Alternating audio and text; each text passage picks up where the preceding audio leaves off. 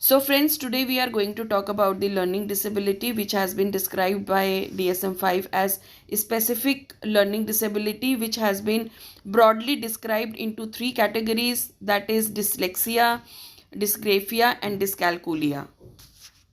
First is a dyslexia, which is characterized by impairment of reading skills, where a child is unable to read properly or give the reading a proper expressions. Second is dysgraphia, which is characterized by impairment of writing skills, where a child is not able to give proper expression to the his or her writing.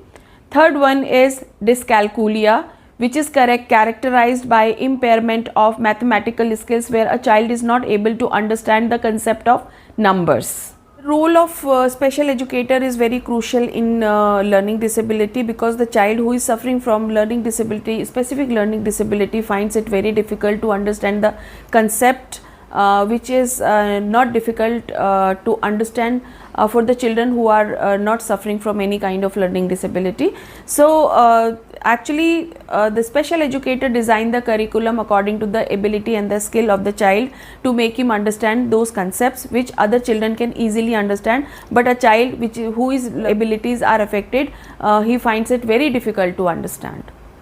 So friends, intervention of learning disability is very important, because without the intervention it is very difficult for the child to overcome learning disability.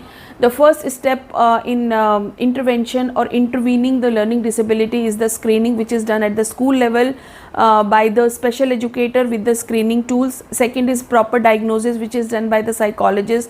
Third one is occupational therapy. If it is very good if the facility is available at the school level, otherwise it has to be done from the outside. And the fourth one is special education, which is given by the special educators.